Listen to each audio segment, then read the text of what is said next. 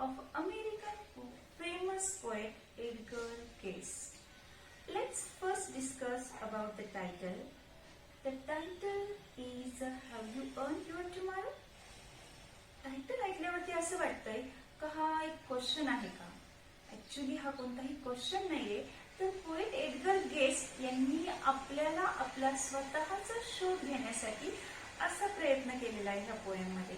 या ठिकाणी have you earn your tomorrow, earn हा वर्ड म्हणजे कमावणे अशा अर्थाने आलेला आहे, पण ऍक्च्युली कमवायचं काय? टुमॉरो. हे कसं पॉसिबल आहे? Isn't it strange? एखादी गोष्ट कमवता येऊ शकते, पण how can I earn my tomorrow? The answer is very simple. According to poet Edgar Guest असं म्हणता, if you wish earn your tomorrow you have to do nothing different. Just try to improve other human beings life. ते म्हणतात की खूप काही वेगळं करायची गरज नाही, तर तुम्हाला उद्याचं कमवायचंय. आता उद्या कमवायचं म्हटल्यावर टुमॉरो कसं कमवणार? तर ते या ठिकाणी एडगर केस म्हणतात की वेगळं असं काही करायची गरज नाही, तर फक्त काय करा, एखाद्या ह्युमन बिंग, एखाद्या इतराच्या लाईफ मध्ये काहीतरी इम्प्रुव्हमेंट करण्याचा प्रयत्न करा, काहीतरी सुधार करण्याचा प्रयत्न करा. आणि एडगर केस यांनी अशाच या पोएम मधून आपल्याला काही प्रोबिंग क्वेश्चन्स विचारलेले आहेत आणि ह्या प्रोबिंग क्वेश्चन्सचा शोध घेणारे, म्हणजे हे जे प्रोबिंग क्वेश्चन्स म्हणजे शोध घेणारे प्रश्न, हे प्रश्न स्वतःचा शोध घ्यायचा आहे आणि ह्या प्रश्नांमधून आपल्याला आपले उत्तर मिळते. उत्तर कोणतं असणार आहे? How I earn my tomorrow. After the title discussions, before proceeding our poem, let's discuss our poet. Our poet names Edgar Cayce, 1981-1959, was born in England. Actually त्यांचा जन्म इंग्लंडमध्ये झालेला आहे, पण ते इंग्लंडचे नाही. He was settled the US and started his career as a copy boy. त्यांचा जन्म इंग्लंडमध्ये झालेला असूनही ते एक अमेरिकन रायटर म्हणून फेमस झाले. And non as a people poets, एक लोककवी. त्यांना अतिशय प्रसिद्ध एक लोककवी म्हणून फेमस किंवा पब्लिसिटी मिळाली. कशामुळं?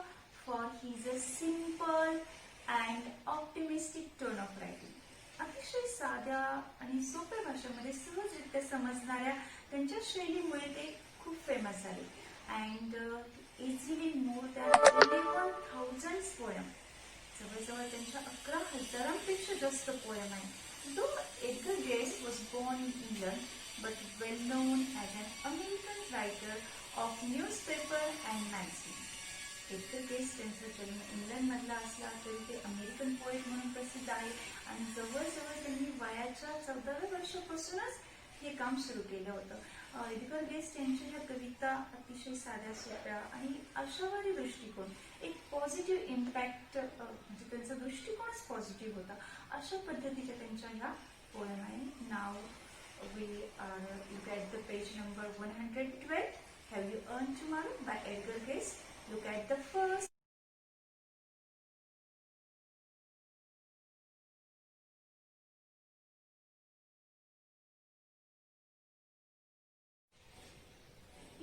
First stanza, page number 112. First stanza, first line, have you earned your tomorrow? Now, is anybody happier because you passed to his way? Does anyone remember that you spoke to him today? This day is almost over and its turning time is through. Is there anyone to utter now, kindly Lord of you? बघा, first stanza मध्ये या ठिकाणी first line, second line and fourth line, there are all the questions. So interrogation, figure of speech. Now in first line, is anybody happier because of you pass. आता या ठिकाणी pass his way, म्हणजे आपण बाजूने जाणे किंवा pass होणे असा अर्थ नाही घ्यायचा, तर या ठिकाणी अर्थ कोणता घ्यायचा आहे? पास हिज वेचा म्हणजे तुम्ही त्या ठिकाणावरून गेल्यानंतर कोणीतरी हॅपी झालं का? आणि this is the very inspirational poem bye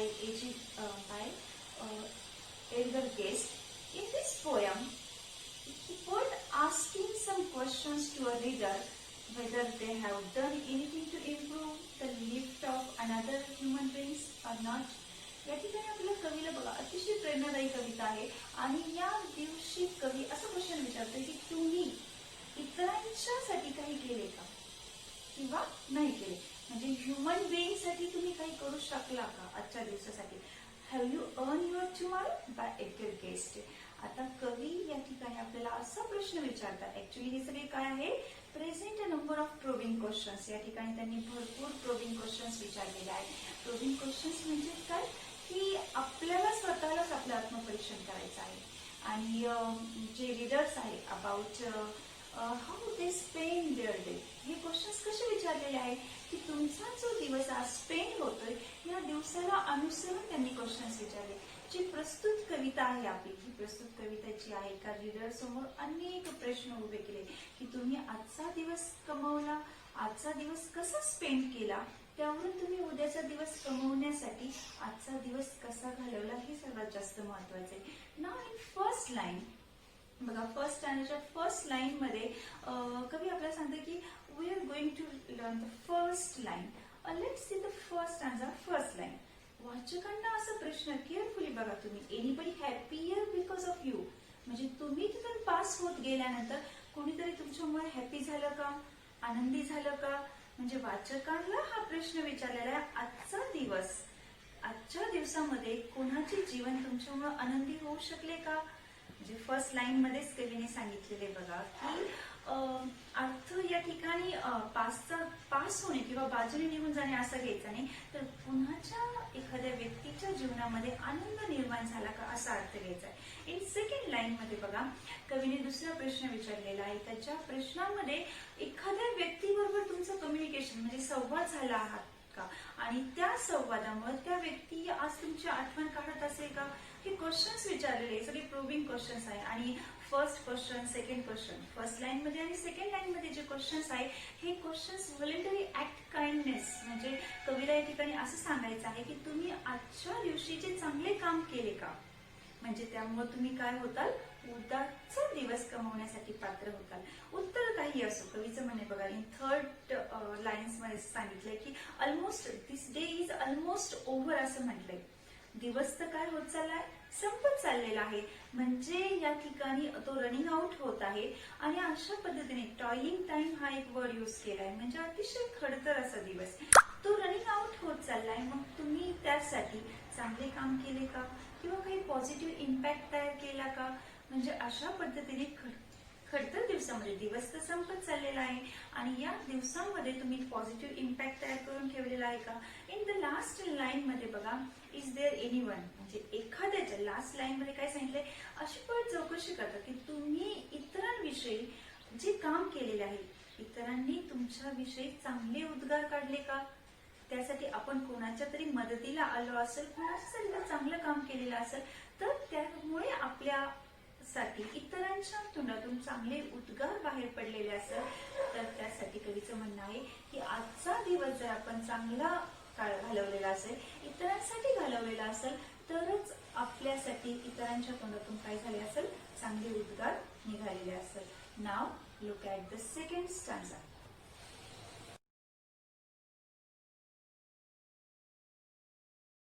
Stanza. In second stanza, did you give a cheerful greeting to the friends who came along, or a churlish sort of howdy and the vanished in the throng? Were you selfish, poor and simple as you rushed along the way, or is someone mighty grateful for a drill you did today?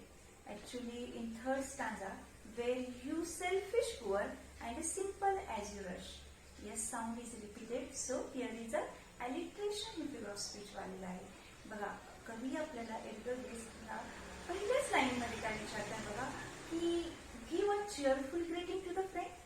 तुम्ही आजच्या दिवसभरामध्ये तुम्ही तुमच्या मित्राला आनंदाने भेटले का, किंवा तुम्ही तुमच्या मित्राला लांबूनच काय केलं, बाय बाय हाय लांबूनच आणि आपल्या कामात व्यस्त राहून गेले का, म्हणजे कशा प्रकारे या ठिकाणी चर्लिश म्हणजे रूडली किंवा हावडी मीन्स इन्फॉर्मल ग्रीटिंग, असं औपचारिक पद्धतीने हॅलो केलं किंवा बाय बाय केलं आणि आपण परत काय झालं, थ्रॉंगमध्ये मिक्सअप. थ्रॉंग म्हणजे ॲज अ क्राऊड मध्ये आपल्या कामासाठी व्यस्त होऊन गेलो. म्हणजे आपला बिहेव कदाचित वेर यू सेल्फिश टू प्युअर, की आपण स्वार्थीपणाने वागलो का, simple as you rush along the way.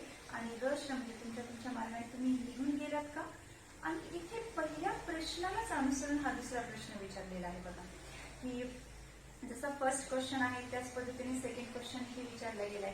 म्हणजे तुम्ही अतिशय तुमच्या मित्राशी स्वार्थीपणे वागले का, किंवा या लाईन मध्ये पोएट तुमच्या दिवसभरामध्ये तुम्ही कोणकोणते मोठे असे काम केले का, माहिती ग्रेटफुल असं म्हणजे लास्ट लाईन मध्ये काय सांगितलं, तुम्ही असं ग्रेटफुल काम केलं का, किंवा तुमच्या मित्राला तुम्ही असं स्वार्थीपणे ट्रीट केलं का, असं काही घडलं का तुमच्या हातून. आणि मग कवी म्हणतो, जर तुम्हाला उद्याचा दिवस घडवायचा असेल, कमवायचा असेल, तर तुम्हाला दिवसभरामध्ये तुम्ही तुमच्या मित्राशी कसे वागले, किंवा तुमचा मित्र तुमच्याशी आयुष्यभर ऋणी राहील असं काही तुम्ही ग्रेटफुल, माहिती ग्रेटफुल काम केलं आहे का. अशा पद्धतीने या ठिकाणी लेखक पोएट आपल्याला अशी क्वेश्चन्स विचारतोय, की एकाला अनुसरून दुसरा क्वेश्चन आलेला आहे. आणि अशा पद्धतीने आपण आपल्या लाईफ मध्ये व्यस्त राहिलो, सेल्फिश राहिलो का दुसऱ्यांसाठी कामी आलो, अशा क्वेश्चन्स विचारल्या गेल्यामुळे आपल्यालाच आपलं आन्सर मिळतं. आणि आपल्याला आपलंच answer have I earn my tomorrow. Now look at the third stanza.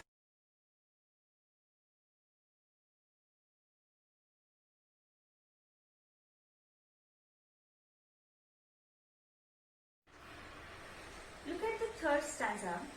Can you say tonight, in parting with the days that are sleeping fast, that you held a single brother of the many that you passed? Is a single heart rejoicing over what you did or said?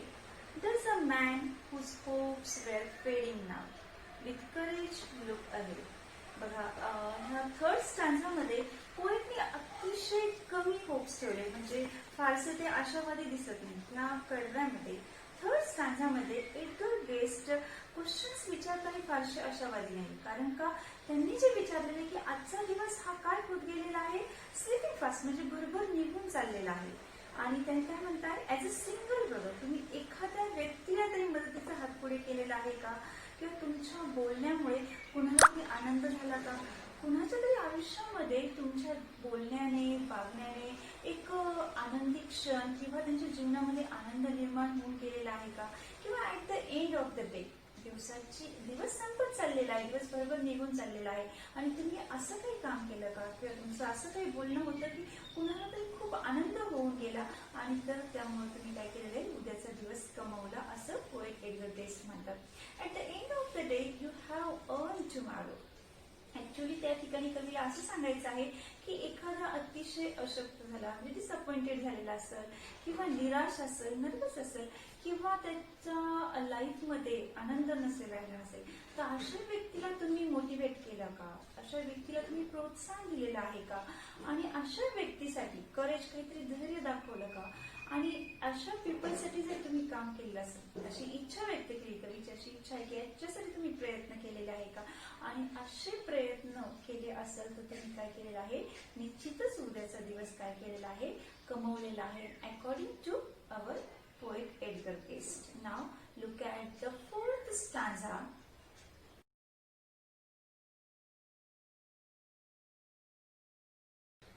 In the last fourth stanza, poet Edgar Cayce असं म्हणताय, Did you waste the day or lose it? Was it well or sorely spent? Did you leave a trail of kindness or a soul of discontent?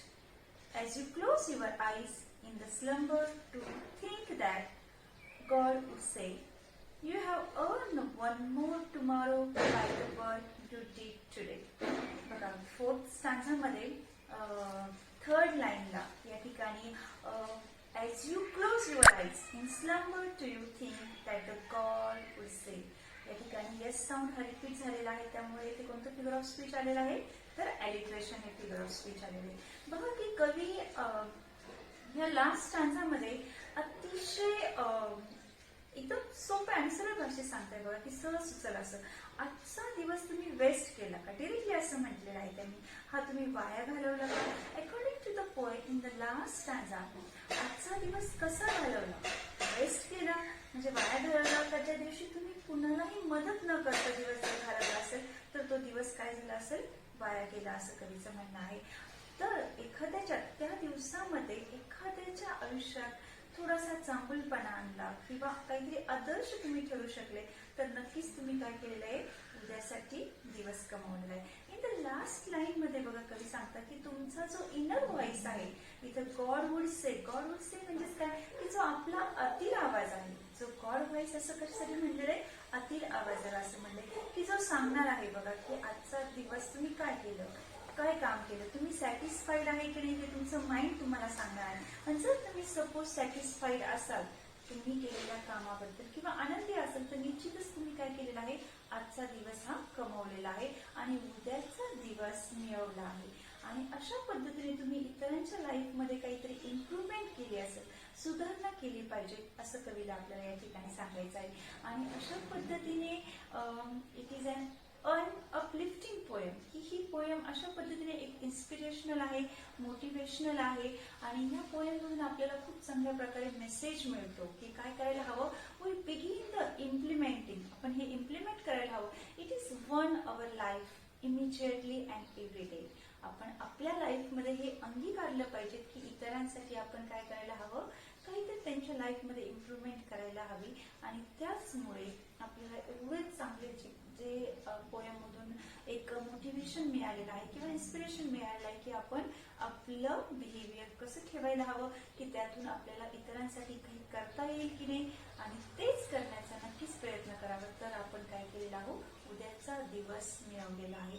आणि अशा पद्धतीने poet Edgar आपल्याला या ठिकाणी सांगताय.